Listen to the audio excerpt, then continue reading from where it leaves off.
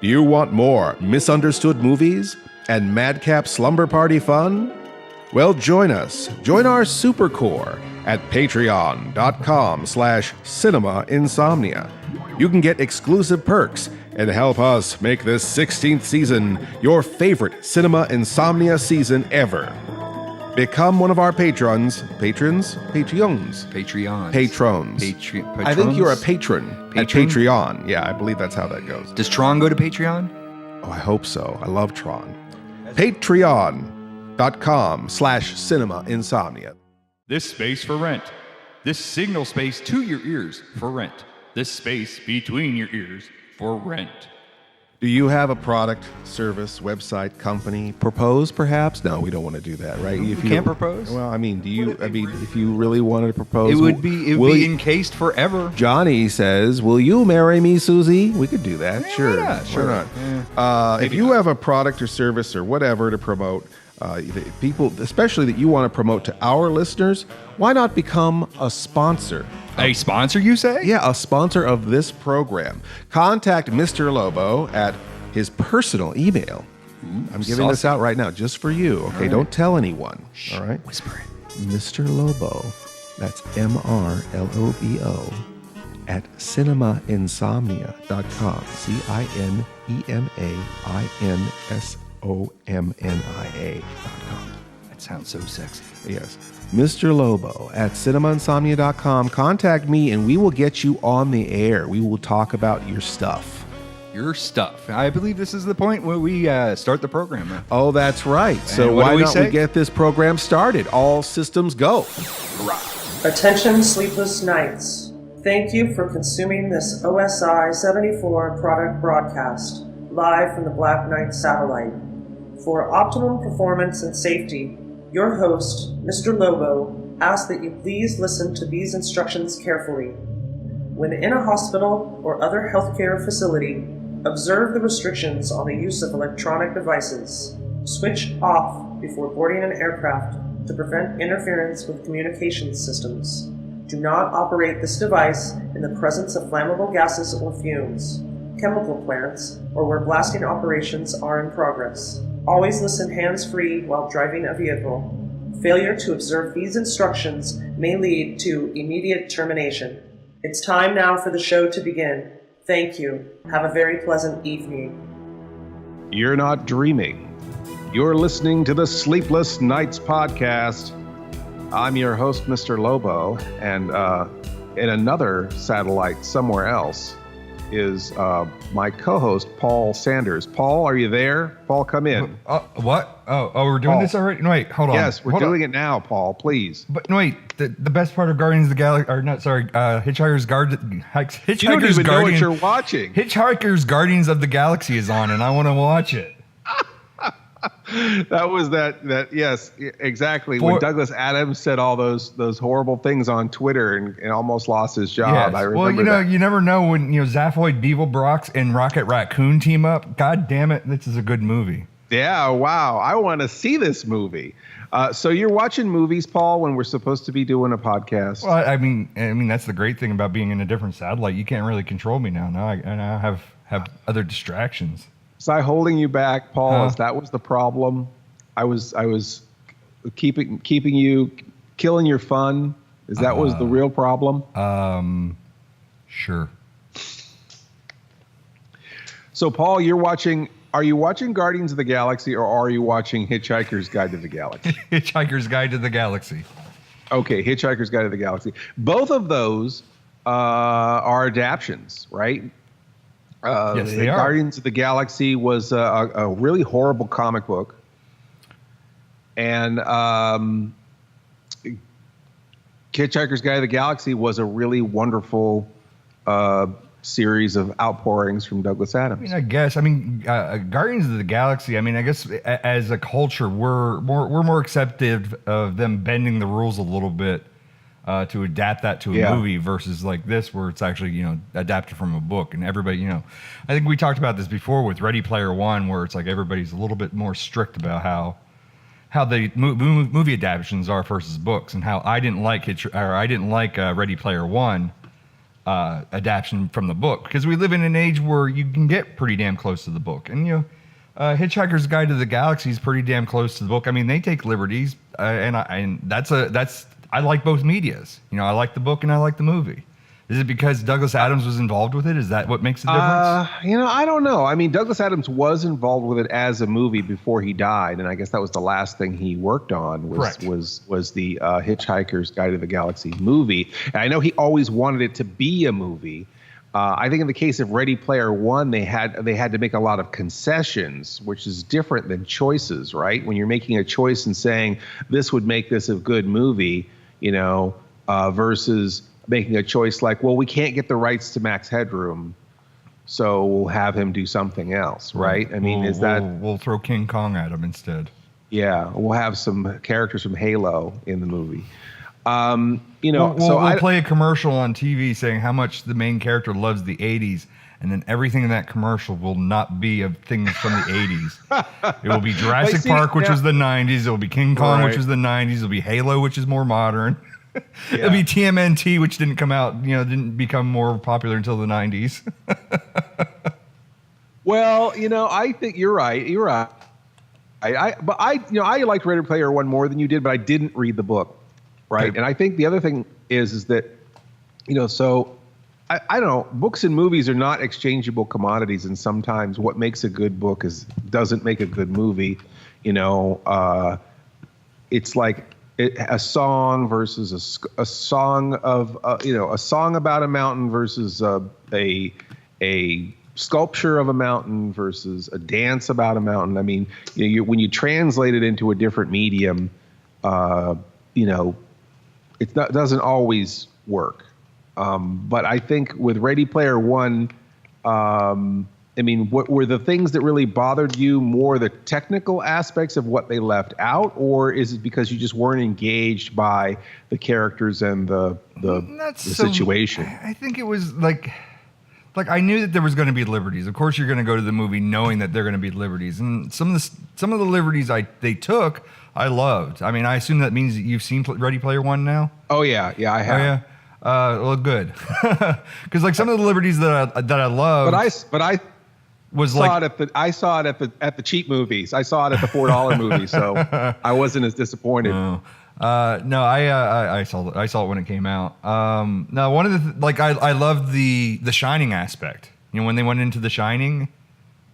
Yeah, that was incredible. I like that part. The best part of the movie. That's not in the book. That's a liberty with the movie. So, that was pretty good. They kind of gloss over a lot of things. They made it really simple how to get the keys and everything else. And I mean, I know they're going to have to simplify it for the fact of, we only have 2 hours to tell this story. So, we can't go into the details of all the keys, but it's like, it was just pretty lame. In the books, the keys weren't that easy. It wasn't that easy to do all that thing. And it was just like, well, we just walk up and we get a key and that's it. One person does it and then automatically everybody can do it afterwards. And it's not necessarily how that worked. The glaring thing, and it's actually funny, is that I watched a YouTube video, and it actually it was How It Should Have Ended. I'm sure everybody on the internet or listening to this may be familiar with that channel, not How It Should Have Ended. Sorry, it's Cinema Sins was what I was watching, and they had seen the point at this one thing where it's like, I know this aspect is kind of lame, but anybody who's read the book would be super pissed off about this. And it's about the quarter that gives him the extra life. Spoilers after the fact if anybody's not watched Ready Player One. But in the book, there's a little bit more detail of how he gets that quarter. He doesn't just say something and the guy just gives him the quarter like he does in the movie. Like, it was very, very lame. And it was very odd, too, because, what's his name? Og, I think his name was.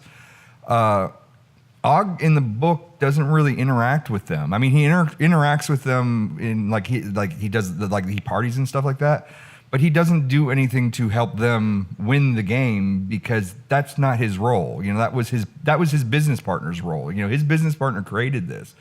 His role was to just stay out of it, and it just was kind of cheap. Where it's like, oh, I'm just going to give this quarter to this guy. And it just seemed like it was a little bit more, insider. He didn't want the corporation to take over either. I mean, in the book, he didn't really want it. He didn't want that either, but it wasn't his role to play a part in that. Yeah, well, maybe they were trying to add a surprise to it because obviously, the only reason people go to a movie or read a book is because they don't know what's going to happen or don't know how it's going to turn out. I guess. I mean, there are a lot of people who love spoilers. There are people who are like, Dixie's friend Laura, or our friend Laura.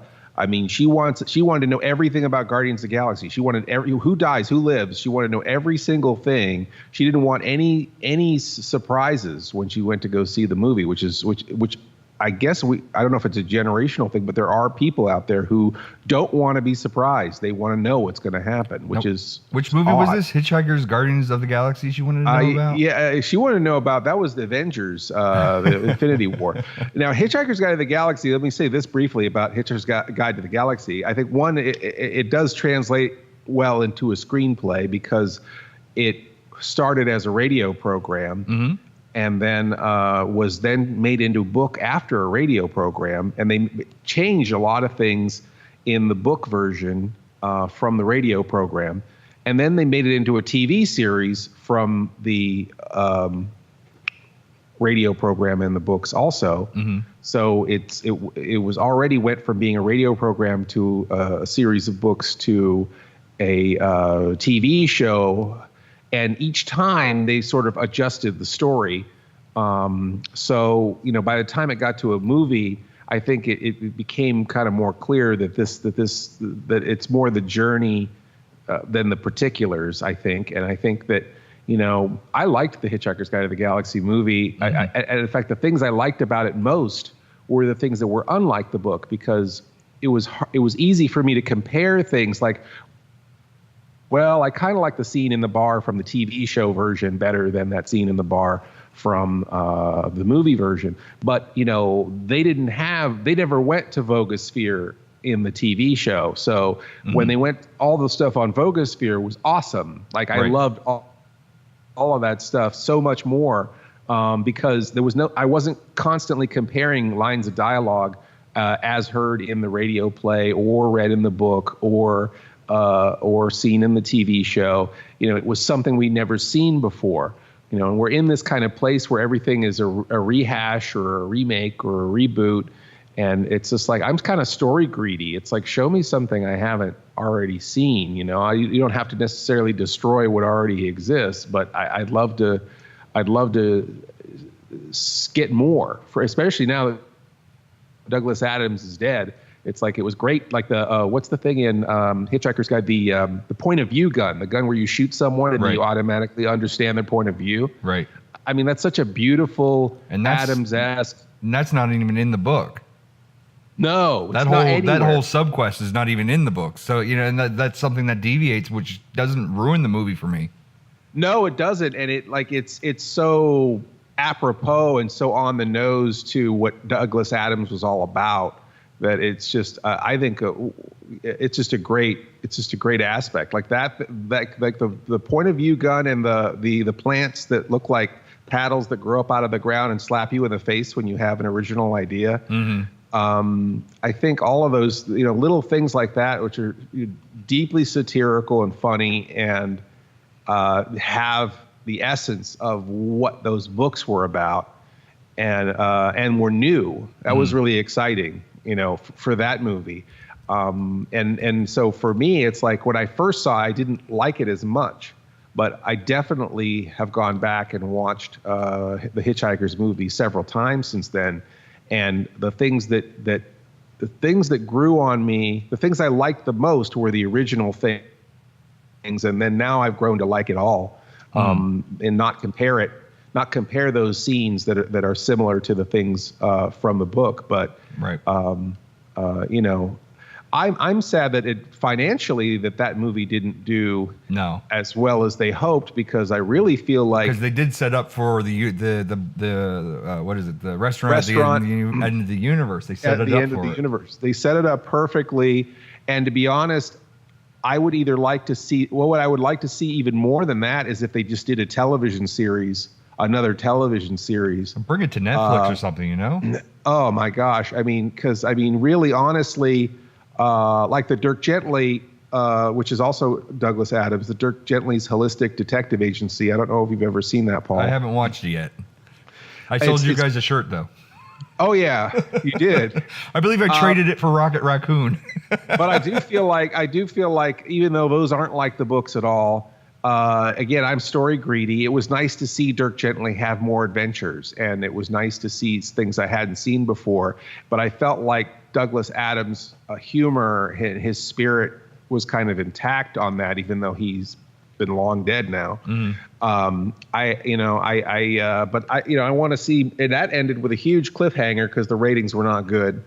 I would love to see Hitchhikers done in a similar way as episodic, because I mean, really, Hitchhiker's Guide to the Galaxy was as a radio play was created as an episodic, and those adventures can just go on forever with just these kind of aware.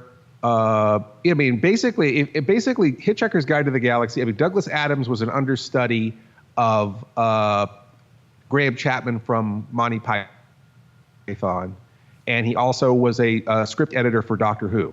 So basically, the two biggest influences of Hitchhikers is Monty Python and Doctor Who, and both of those things can just go on forever. It's sketch comedy, in space, basically. So how are we doing on time, Paul? Are we? Well, I've been messaging your time, so apparently you're not seeing it. Okay, which thing are you using? I'm on Skype. Open up your window on Skype. Open the text window. Opening my text. Where's my text? You hit the little thing on the bottom. Oh, on the gosh left. Darn it. Okay, and then it isn't showing me anything. It should be on the left side here. I'm looking at the left side. Paul Sanders. I see. Are you writing stuff? I am writing I'm not stuff. Seeing anything. We're less than the last thing I typed was 1 minute. Oh, fine. And that was a minute ago. Damn. Well, guys, that's a problem. We get a couple of nerds talking about Hitchhiker's Guide to the Galaxy and Douglas Adams, and comic book movies and sci-fi novels made into movies. The time just flies. A lot of important things, a lot of serious things, a lot of deep stuff to talk about in this episode. And we have your comments and questions that we've been asking for online. And I think a couple of those are popping up in the toaster. So please stay with us for more Sleepless Nights of Insomnia. When will man ever learn that when he pollutes the air and the water, he declares war against nature? American International Pictures presents Frogs, the story of the day nature strikes back. See Frogs, in color, rated PG. Frogs, today the pond, tomorrow the world. So long and thanks for all the fish. So sad it had to come to this. Right? Ba-da-da-da-da-da. And pregnant women. Something. So long. Read the right? second You like your book. tiny tots and your pregnant women? Tidy Yep. tots and yeah. Oh, we botched the hell out of that. So good. That's one of my favorite aspects of that movie. Yeah, inexplicably, the movie starts with a song, a musical number sung by dolphins, Which is just the premise of wonderful. the second book. Yeah, the third book, Third long. book? Thanks. Yeah, Oh yeah, because the second book is the restaurant at the end of the At the end universe. of the universe. Actually, no, I think it's the fourth book is So Long and Thanks for All the Fish. But I think they talk about it in the first book. Yeah, and They said the dolphins left the notes.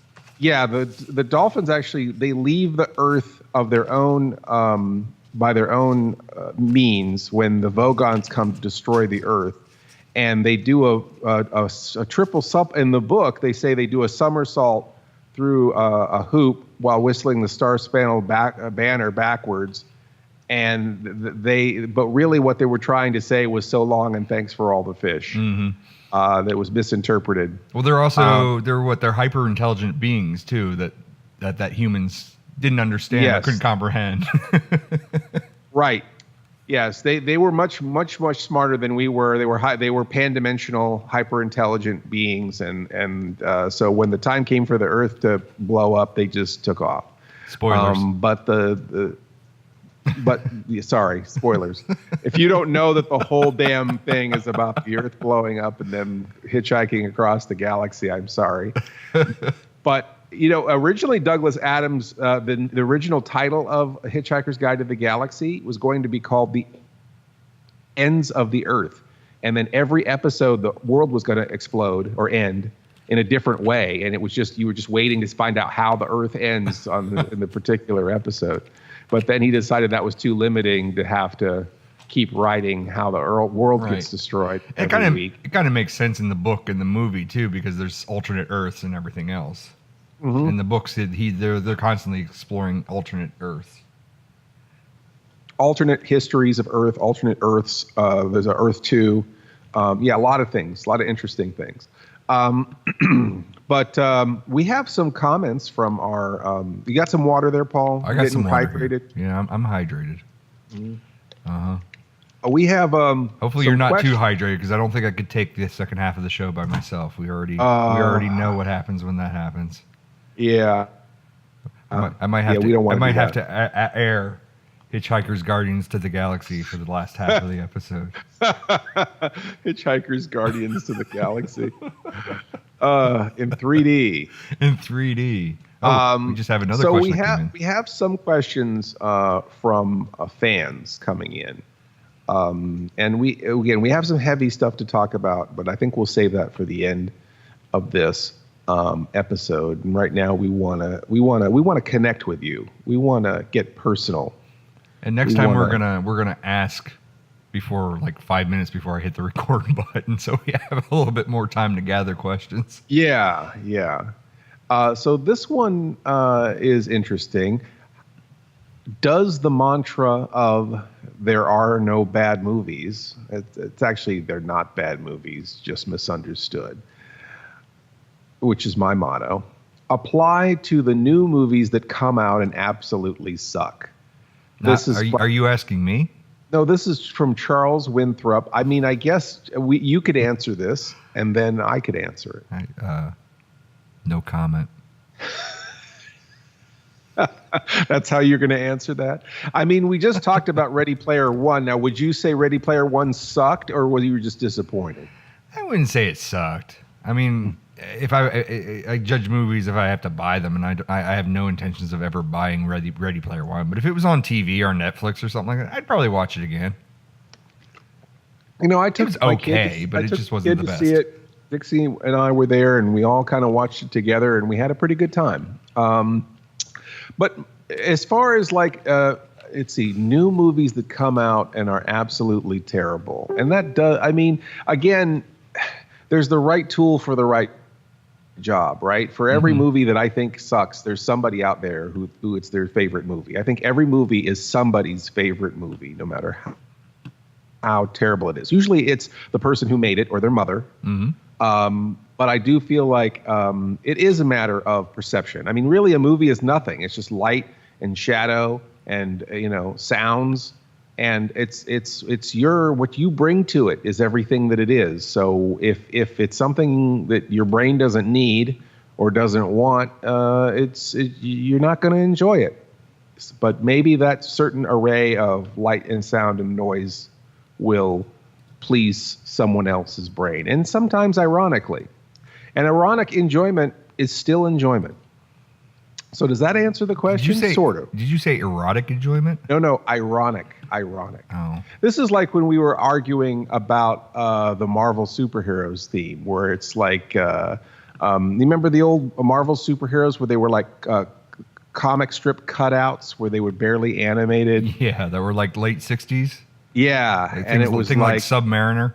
Yes, and I think it's like something superheroes and the type of superheroes, exotic and something and erotic superheroes, and I don't think it's erotic, right? Is that how it goes? It might be erotic. I wish I could find that theme. Maybe we could play that out in a commercial, but I don't know why I got there. I don't know where we got there from, but anyway. They're not bad movies, just misunderstood. I like to say that because I do feel like art is subjective. I mean, I think any intelligent person understands that art is subjective. It is interesting, though, when, I think that the only disappointment in a film is when it does not deliver what it promises. I think when you feel like there is a contract been made, okay, this is the movie we're making.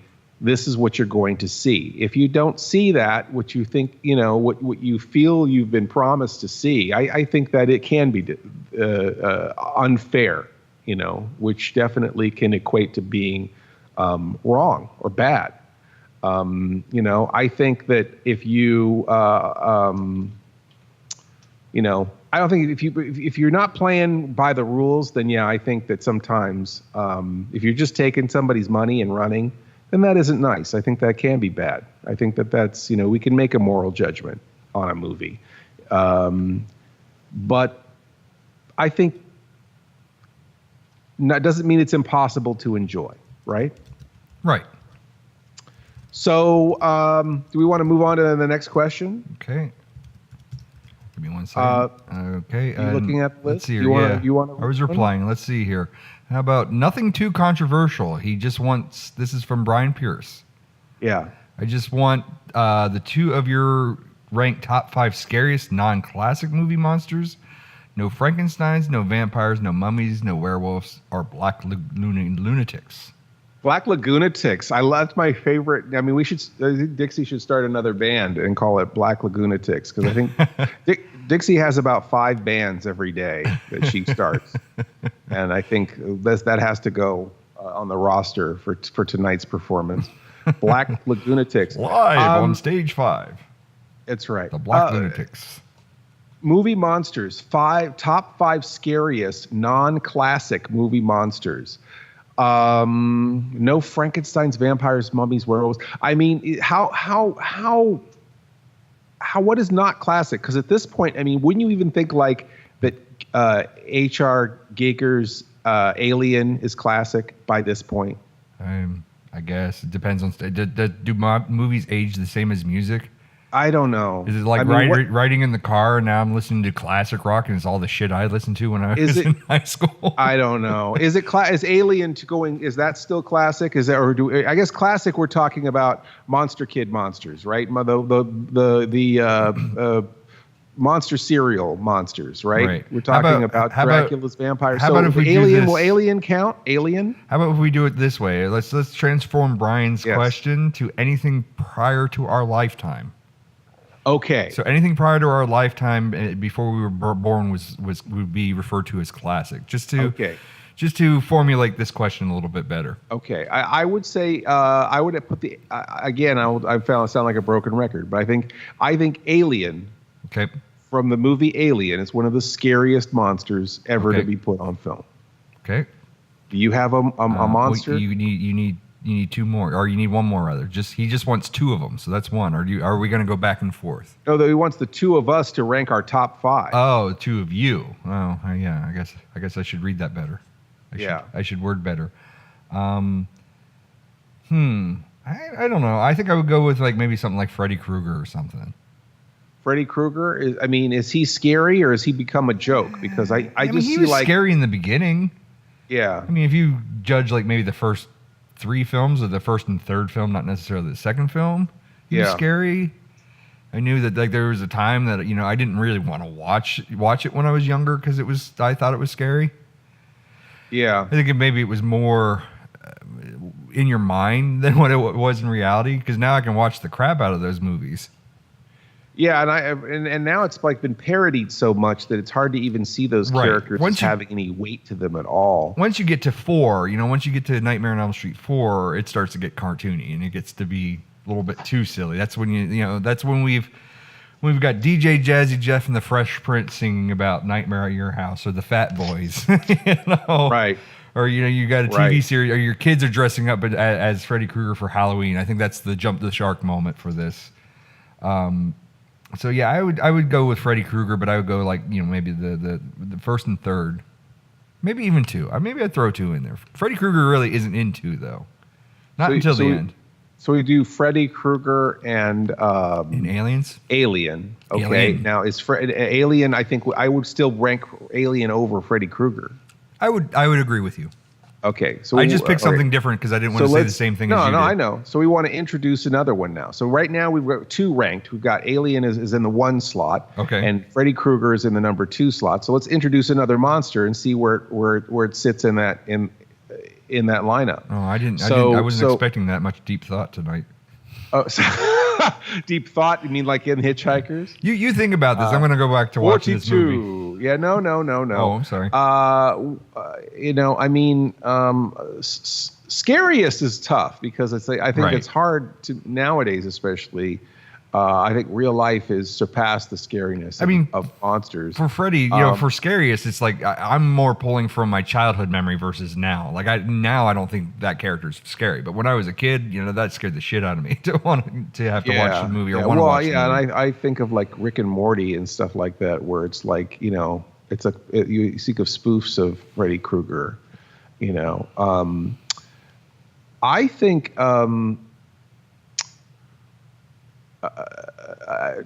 Darth Maul. Darth Maul. That's what Dixie has got.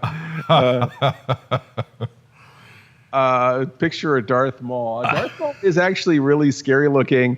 Actually, I think the thing it was Insidious, who looks exactly like Darth Maul, is really terrifying. It's like this weird. He's listening to Tiptoe Through the Tulips. In what is it? The Child Ghost is listening to Tiptoe Through the Tulips. But I think the creature in Insidious is who looks like Darth Maul. I don't know if he has a name, but he's pretty scary. And what the thing in The Conjuring is pretty scary too. But with the clapping, what is that? Is that a monster? She's a witch. So did you just say the clap? The clap is very scary. The clap. Did you just say the clappening and the clap? The clappening. I think we're too tired to do this list right now. Lipstick Face Demon is the one in Insidious. That's what it's called. The one that looks like Darth Maul. Well, I think he was terrifying. Is he more terrifying than the alien? I would say no. Is he more terrifying than Freddy Krueger? Maybe not. So maybe he's our third. All right. Our third one. You have another monster? Since we're at the end of our time limit here, I'll just throw out my number. We'll just do the top 4. How about that? Okay. And since it says non-classic movie monsters. I mean, so that's kind of open for interpretation. Sure. And I'm gonna go with what scared me as a child. Yeah. And I'm gonna say fucking E.T. Whoa! Because you and Dixie have a lot in common. Scared the shit. Dixie scares the hell out. I mean, E.T. scares the hell out of Dixie. Dixie would stab E.T. if she saw E.T. in person. That is how terrified she is of E.T. So I guess we're going to cut our list short with the top 5 scariest monsters. If E.T. at number 4. Alien. No, I think E.T.'s number 1. Fuck Alien. Oh, E.T.'s number 1? No. So it's E.T., Alien, Freddy Krueger, and Lipstick Face. There you go. I used to have E.T. posters in my room when I was a child, and I used to rip them down and shred the hell out of them. That's how much I hated E.T. Wow. That is pretty terrifying. Especially when he dies in the movie. That's really terrifying, too, as a kid. When he's all milky and and he's just laying face down in the water. Oh, God. Yeah. All right. Let's not talk about it. I'm getting scared now. Let's end this on a sour note. So is it time to go to another commercial? It is time. Oh, well, time flies when you're having fun. We have a couple more commercials couple more comments from you, our lovely loyal listeners, and some important talk about the future of the season 16 of Cinema Insomnia, the future of our season, our season, current season 16. So thank you for listening, and we'll be right back. We come from the retro future. We want you to be nostalgic for what's to come. A new channel and distribution network for smart people with bad taste, featuring content from Church of the Subgenius, Creature Features, Cinema Insomnia, Sleazy P. Martini and Guar, Troma, Corey Maccabee, horror, sci-fi, Saturday morning cartoons, midnight movies, and assorted trash we love. Add our channel OSI74 to your Roku player or visit OSI74.com. All systems go.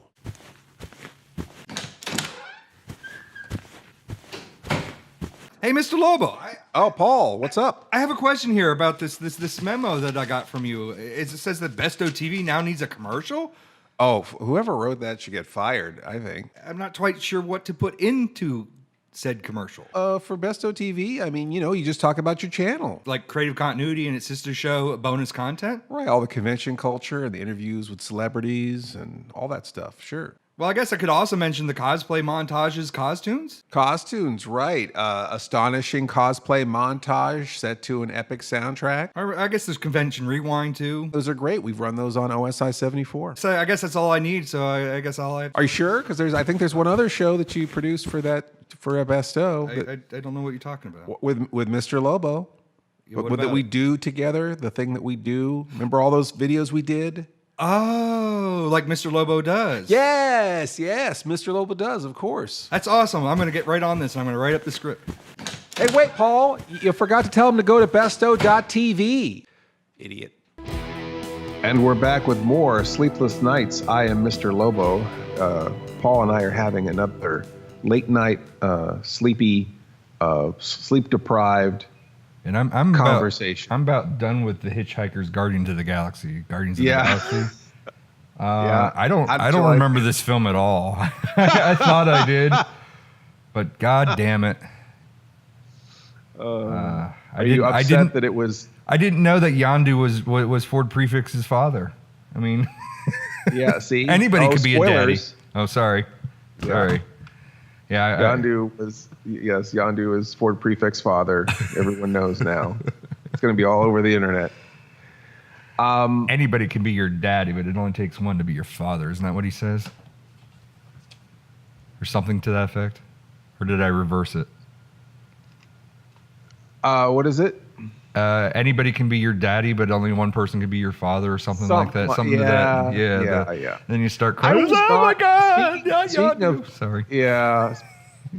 Speaking of which, I did not like the second Guardians of the Galaxy very much.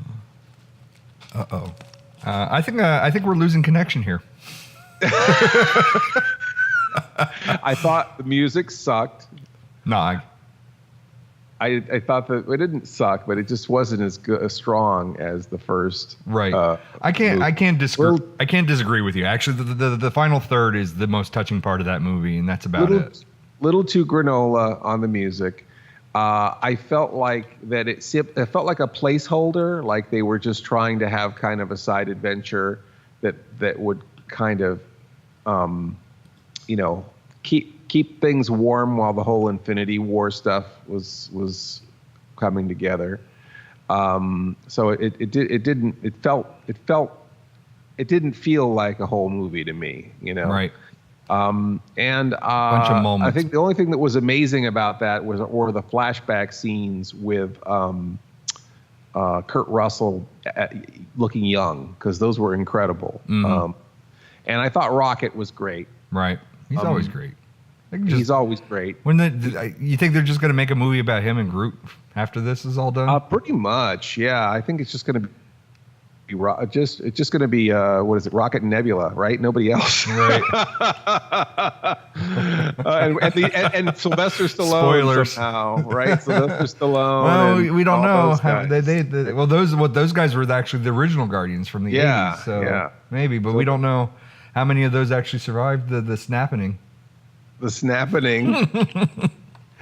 Oh, Lord. I'm just going to run this ing into the ground. We've got the clapping and the snapping. Clapping and the snapping. So anyhow, let's brush into these. We've got a lot more shows, so let's brush right into these questions here. All right. So here's the toughest question of them all. You ready for it?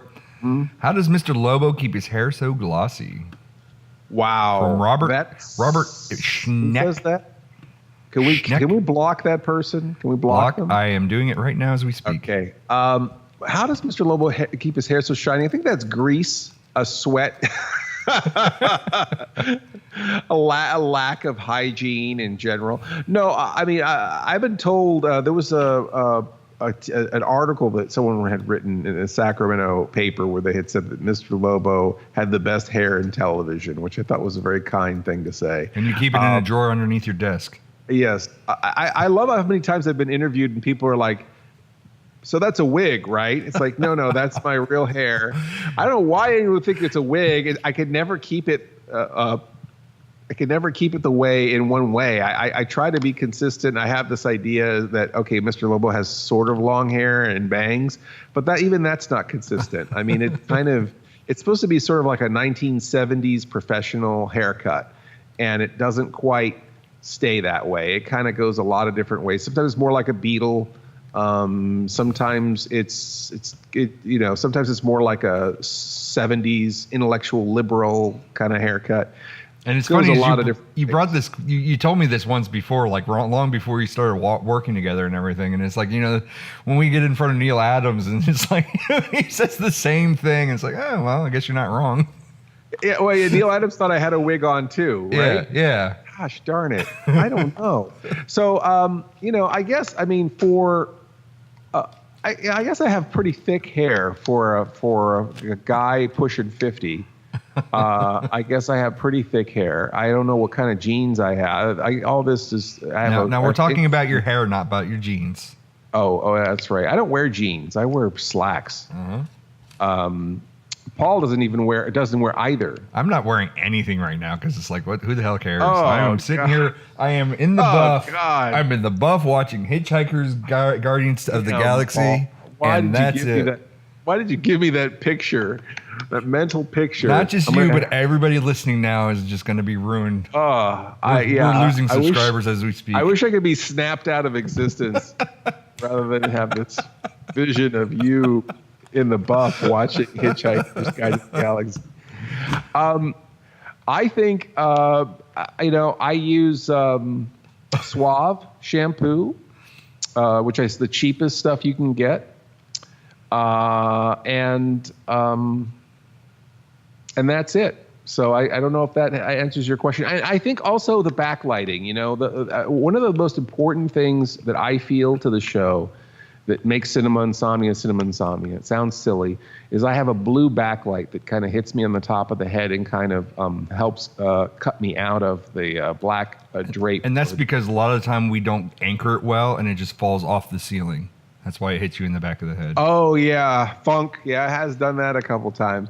But yeah, seriously, I do like to have blue top lighting or back lighting on my hair.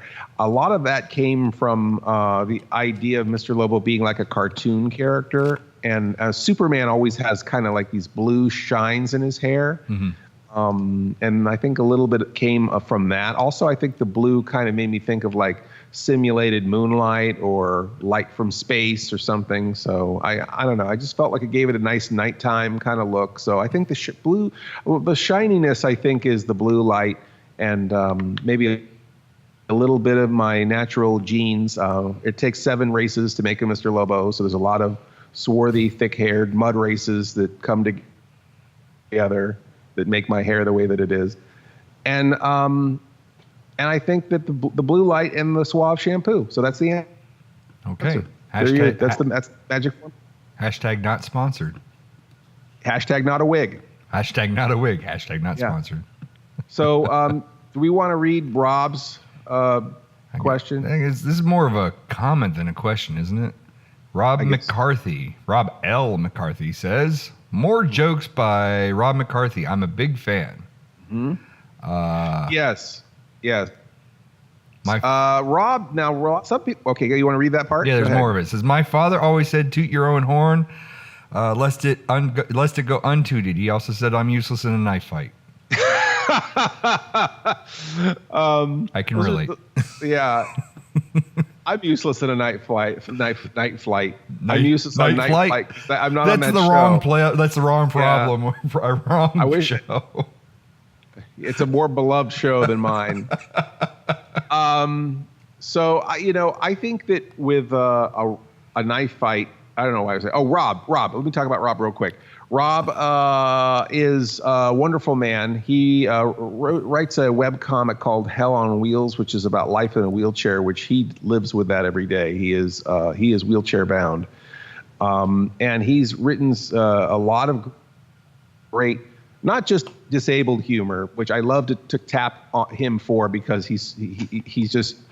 I like the fact that we've got some correct thinking satire in the realm of disability on the show, and I think that with the Haunted House special and with Creepers, we got some really great jokes that will make people in wheelchairs laugh, and I like the idea of giving people in wheelchairs a break and giving them a laugh, giving them a break. Oh no, that was the wrong choice of wording. Wrong choice of words always. So while I try to pick up the pieces of that poor choice of words, why don't you make a few poor choices of your own? And we'll be right back. You do know we have 6 minutes, right? Oh, 6 minutes? Well, I saw your note here. It said 3 minutes. That was from the last segment. Oh, we're in the third segment now. Hey, don't go away. We're Welcome still back. here. Yes, welcome back. Thanks for not leaving. That was a very brief word from our sponsors. Yes, very brief. It was like a whisper. It was really quick. So that's Rob. Rob is great. Rob has written tons of jokes. Usually I send him the movie that we're watching, and he'll throw a bunch of zingers back. And we often use Rob's. And usually if you watch the credits, it'll say additional material Rob McCarthy. And check out his webcomic, Hell on Wheels. And I think we'll be seeing more from Rob. I mean, he's always pitching comic book stories to Marvel and DC. And I think one of these days they'll be smart and they'll get smart and they'll give him a big comic book to write, because he's very talented. Okay, so was this the last question? This is the last question, unless you want to go to break early again. No, it's just you're never gonna. I'm never gonna live that down. Yeah, well, there's a lot of things where I end up not living down. I might as well return it. So Ryan Hickley says. Ryan Hickey. Hickey? I think it's Hickey. There's no L. Hickey. It's not Hickley. It's Hickley? Hickey. There's no L. Hickey. Yes. The more you say it, the less I want it. We went from crabs to hickeys somehow. Go ahead. All right. Well, Ryan says, any advice for aspiring horror hosts or indie content creators in general? Wow. Ryan, I have some very, very, very important advice for aspiring horror hosts and indie content creators. And that advice would be to back up your material and have backups for your backups.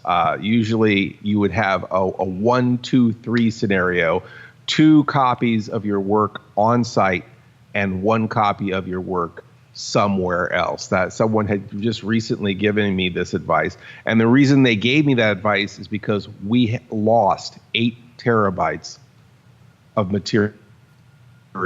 We talked about it briefly on the show, I believe, last time. Is that right, Paul? We did. But I believe there's more. There's another week's worth of information now, isn't there? There is. I think we were waiting to hear what they were going to say and what they were going to do.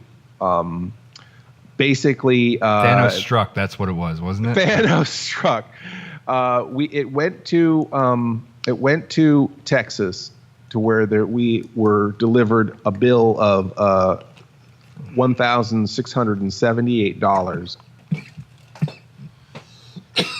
Yeah, we were choking too, and that was not including the cost of another hard drive to transfer that 8 terabytes of material to, and shipping to ship it back to us once they finished the job. I feel like with that kind of money, they could just throw that in, but oh well. But basically, they had to replace all the parts of the hard drive with parts from an identical drive. So they had to find an identical drive that they could use the parts from, and try to replace the fried parts in a sterile environment. And of course, 8 terabytes to scan 8 terabytes of material takes a long, long time. We were on pins and needles waiting for this. And in the meantime, the fans have been so incredible. I've been so humbled by the response. We have received a lot of money from people to help meet this $1,600 plus bill of this nightmare scenario of losing the whole last part of season 16, including our season finale, which was the most ambitious episode I think we've ever tried to do. It had so many aspects to it. I mean, without spoiling it, I mean, part of it is in the future, and we used pieces from old episodes and reworked them in, and we had footage of Bob Wilkins that's never been seen before that we're using in the episode, and footage of John Stanley that's brand new, shot just for the episode.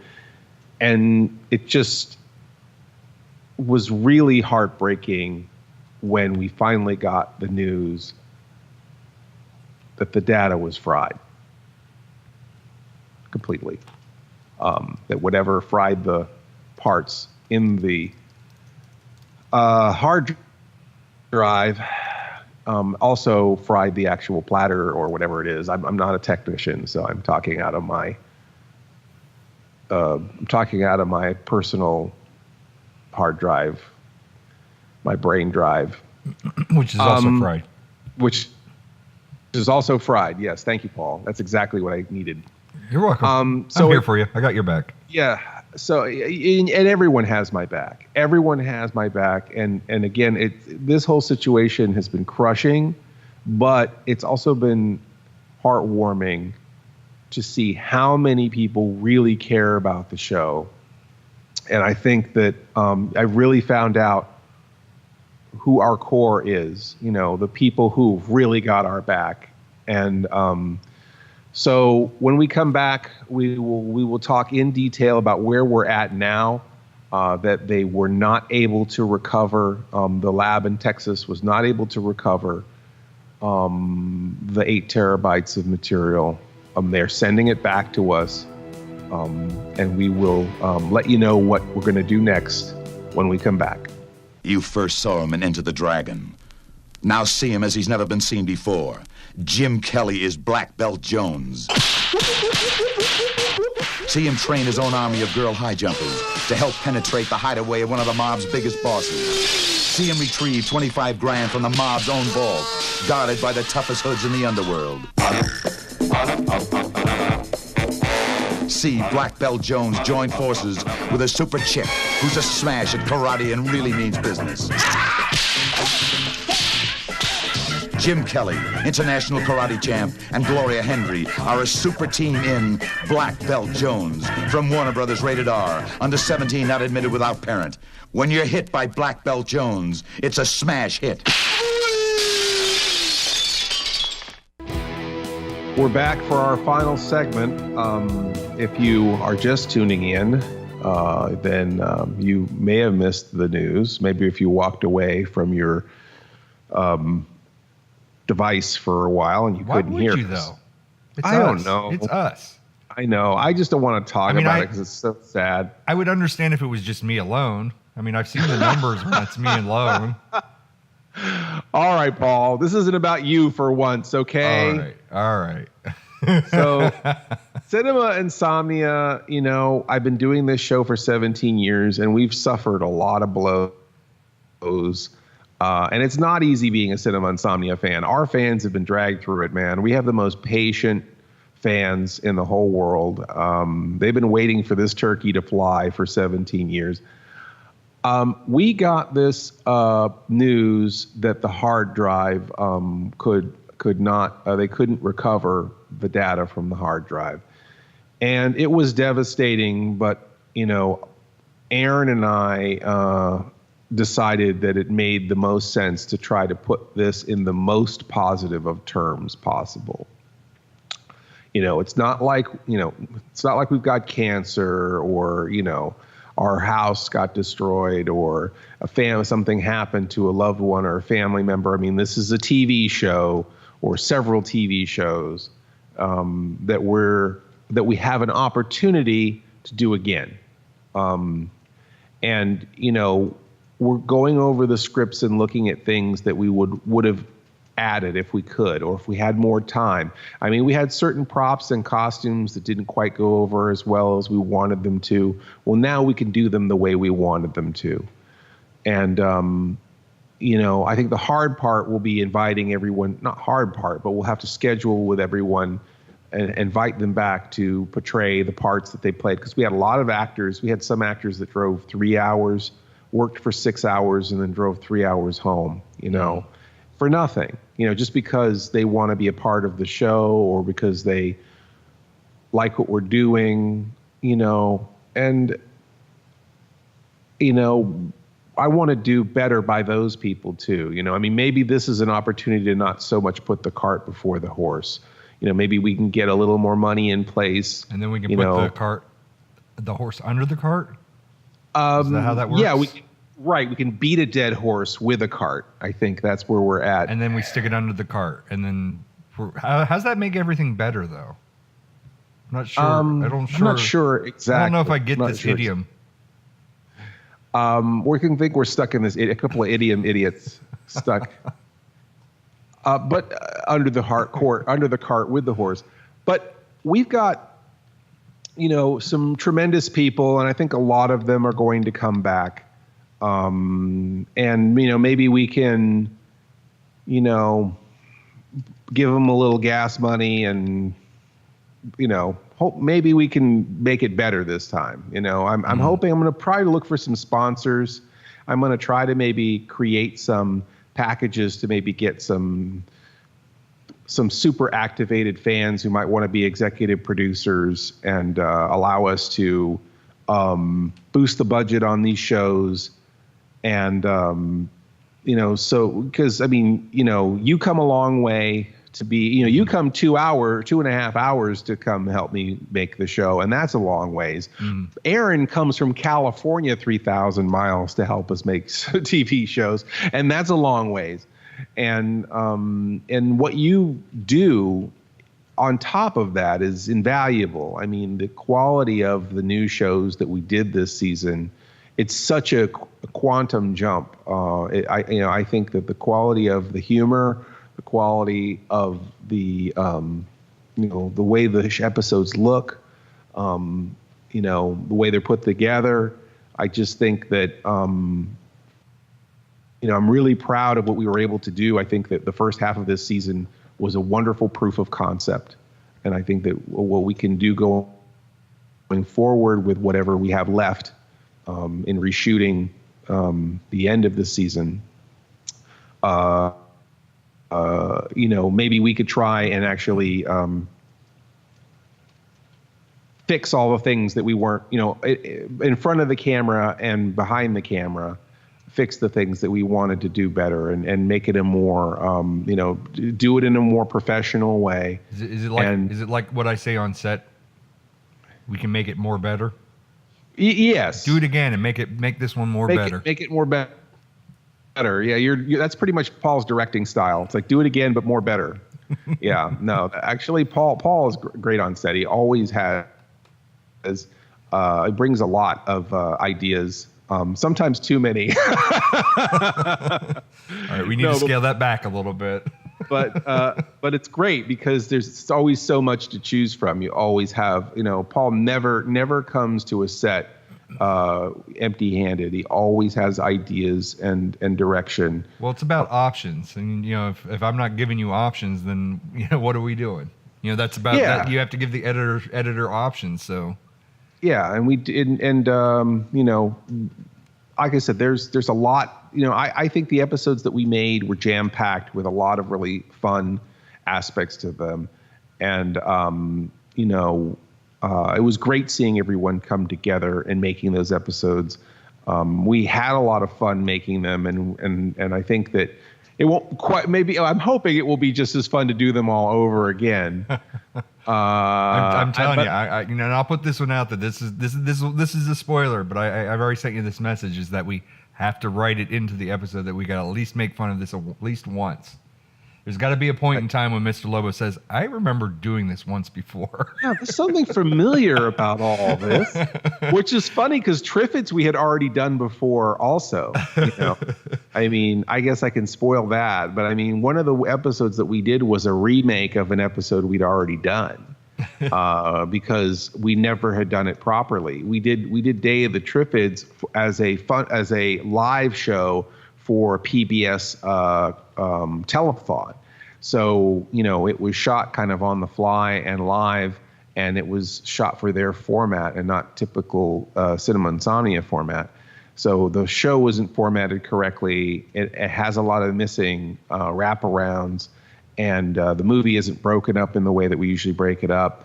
And it had us answering telephones and taking pledges for PBS in the middle of it. So even though we hosted Day of the Triffids for television, we don't have like a standard episode with that movie. And it was such a great episode for Miss Mittens that I always wanted to return to it. And, one of the things I'm glad that we get to record that one is that in the movie Day of the Triffids, they control the plants with music. And the star of Day of the Triffids, Howard Keel, made a bunch of really cheesy albums where he sang. And I had a copy of one of those albums. And we weren't able to use it originally. I just forgot it. And so we had to do the sketch without physically having the album. And it was like, I was really proud of myself that I was able to like have this vintage record with the actor from the movie in a tuxedo, singing on the front of it. And we didn't have that prop, and it was like, oh wow, this is this really cool thing that we didn't get to put in the show. And then when we went to film it again, we lost the album again. Yes, we did. And then I had to make a fake one that we printed, and we have the fake one in the one that we shot that we lost. But now we'll have enough time for me to put my finger on that actual album. And just have two of them. Have the real one and the fake one. Yes, have the real one and the fake one. The Bizarro album and the Real Dimension album. No, anyway, but that's a kind of a funny thing, but it was kind of frustrating that we did that episode twice and that prop was missing both times. But it's the curse of the prop. Yeah, exactly. But, there were certain things, like there were some things with makeup and costume and hair. And there were a few things that, looking at those episodes, was like, okay, this episode was great, but that little thing kind of bugged me, and maybe we can do it again better, better, as Paul likes to say. Do it more better. There is one last hope. They are mailing the dead hard drive back to Aaron. Aaron has kind of worked miracles in the past recovering data. Maybe he could save something from it, maybe it isn't all totally gone. So he's going to get it back on Friday, and maybe there'll be some good news. But we may have to live in a world where the 8 terabytes of Cinema Insomnia material is just gone. Yeah. Is this? Do we take a moment to play taps? We have a moment of silence? Let's have a moment of silence for. Okay, you do for all of that. You have a moment of silence. I'm going to go back to Guardians of the.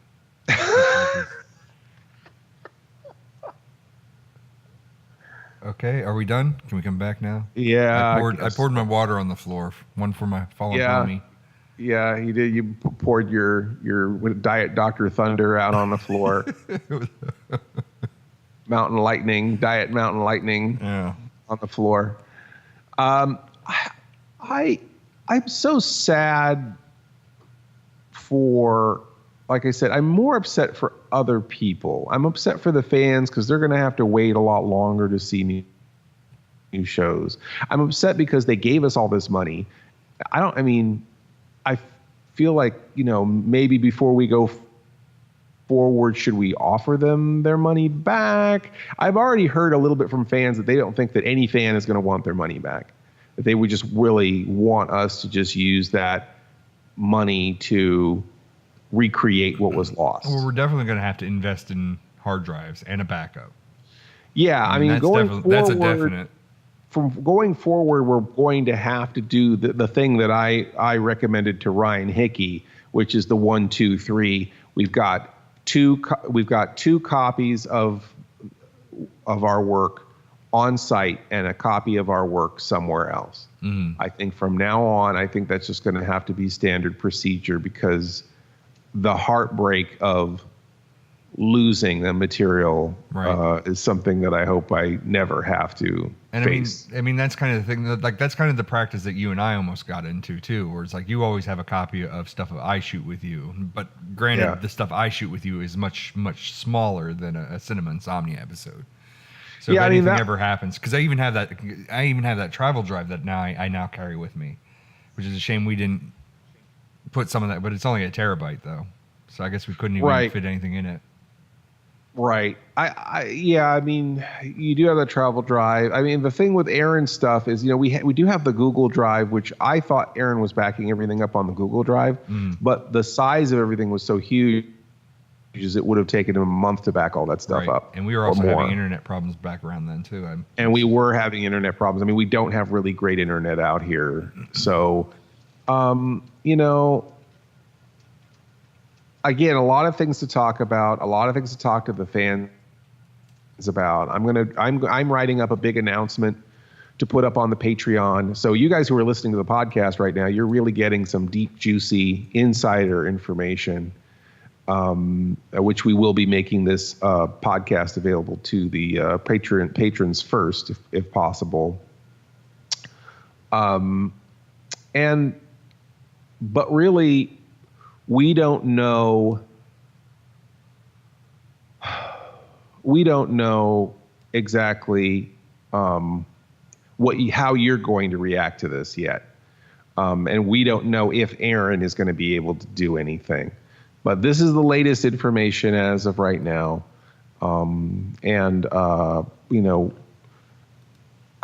still have my arms and legs. I can still make more episodes. Hopefully everyone isn't going to be angry with me and they'll come out and perform, the actors especially, but also Aaron and Paul and Dixie and, the people who, and Rob, everyone who contributes to make the show great. All the people who prop Mr. Lobo up with Scotch tape and popsicle sticks.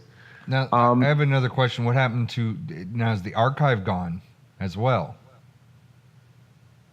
The archive? Yeah, the episodes that were completed and the raw footage for that stuff, or was that stuff backed up elsewhere? Some of that stuff, like Creepers, the footage, the episodes that we actually made from the raw footage that was on that drive, like Creepers, we have, because we completed the episode.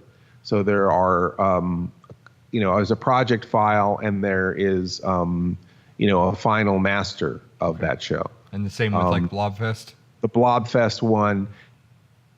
And I believe most of the Blobfest stuff was, when it was worked into the Blobfest episode, all of that footage was backed up. So we want to do a second episode from Blobfest with Daughter of Horror, which is not worth, that's okay to spoil.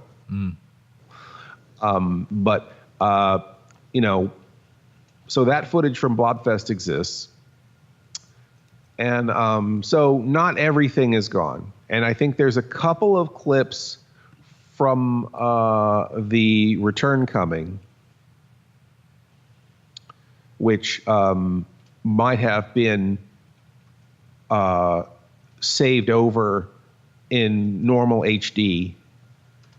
So that Aaron showed me a couple scenes he was putting together. So it is possible that some of that won't have to be reshot. Okay. So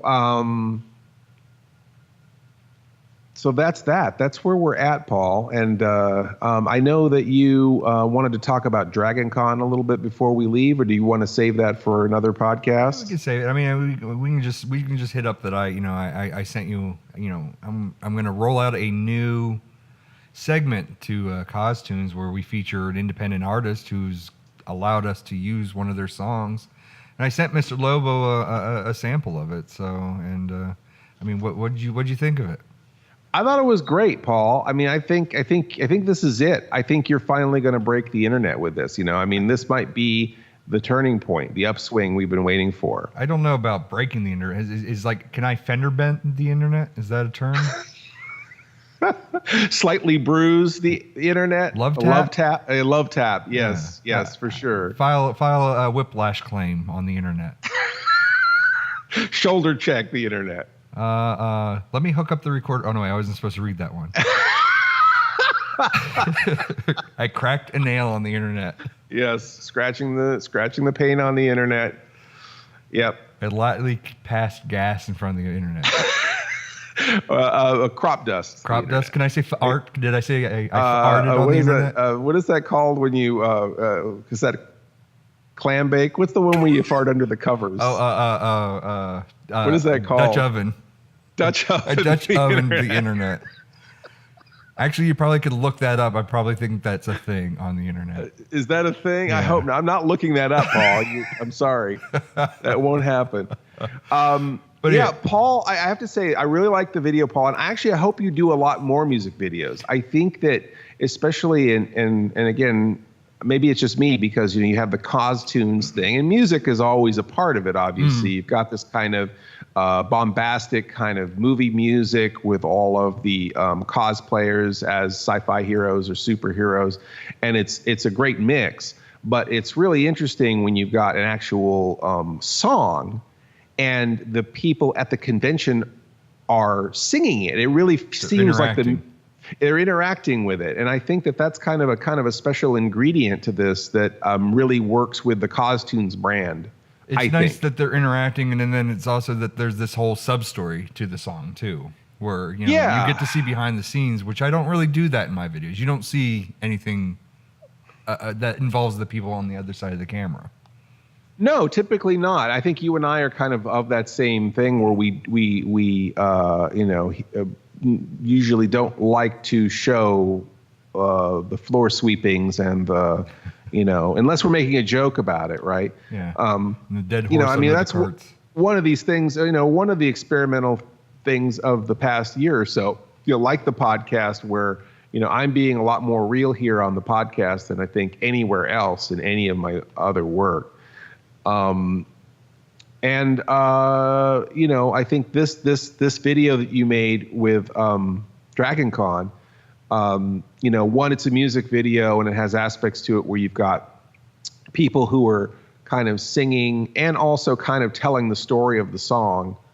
And then a little behind the scenes stuff. We get to see a little bit of your experience, your side of what you do when you go to a show. So I think it's great. I do think it deserves to break the internet. I don't know if it is. I'll be okay with the fender bend. Dutch oven. I don't know if I go that far. A Coney Island steamer. All right, now. Is that right? I don't know if I'm getting my terminologies mixed up. Which one? The one that's not made by Ron Popeil. Okay. So they used to have a thing on that is the Coney Island steamer. The Cleveland steamer is the one that you really don't want. The dirty one. The Coney Island steamer is the one they used to advertise on TV late at night, where you could cook one bun and one hot dog in a machine that you plug into your wall. One of these things, if you go to Walmart, one of these things is going to get you kicked out of Walmart if you ask for it. You can't get kicked out of Walmart. Oh, I've tried. Oh, yeah? Have you successfully gotten kicked out? I've been barred from returns at one time. Oh, okay. That's good. Wow. I wish I were banned from Walmart. That would make my life so much better. All right, Paul. Well, I'm glad. Like I said, I mean, we're. I'm glad we got to end it on a high note because, like I said, I think that we have to keep making content. We have to keep going forward. That was a real. You kind of went down to Dragon Con there against all odds. I mean, that was not an easy show to pull off. It was a 2-month. I had 2 months prior to plan it and figure out where the hell the cash was going to come from. We drove it. And then a week before we had to be down there, I was going to do one of the bed and breakfasts, and they canceled a week right before I had to be down there. And it's like, talk about being in a horrible predicament because it's like I'm already invested in this, and now I have no place to sleep. Am I going to sleep in my car? What's going to happen? Right. But you did it. But we worked it out. Found some help. You found a place to stay. You filmed some great content. So I guess the like I said, the upside to all this is that life finds a way. As long as we're able to yes, we're not talking about Jurassic Park right now. Is this a right numbered episode to not talk about Jurassic Park? Sure. I'm not sure. Yeah, whatever. We already not talked about Jurassic Park. So. I guess we already did not talk about Jurassic Park. I do feel like again. We're not getting any older, and that's just true of anyone. I think if you're able to do something and it's meaningful to you, by all means do it. That would be my advice to any aspiring horror host or indie content creator in general. If you're able to keep on doing it, then just keep going. And on that note, thank you so much for joining us. And this has been Mr. Lobo, and of course, Paul Sanders for the Sleepless Knights of Insomnia. Yeah, I'm going to go back to watching Hitchhikers, Guardians of the Galaxy. Good night, everybody. Good night. You have been listening to the Sleepless Knights podcast, or should we say, pODDcast. pODDcast. Emphasis on the odd. Our theme is by Mars Homeworld at Deadhouse Music. Our opening announcement is by Ophelia Necro. She does a radio show called Suicide Watch. And you could reach Mr. Lobo at cinemainsomnia.com or find me on YouTube, YouTube/Mr. Lobo, MISTERLOBO. Mr. Lobo on Facebook, Facebook/MR.LOBO, or on Twitter, at Mr. Lobo, MISTERLOBO. Or you can find myself, Paul Sanders, or better known as BESTOW TV, at bestow.tv.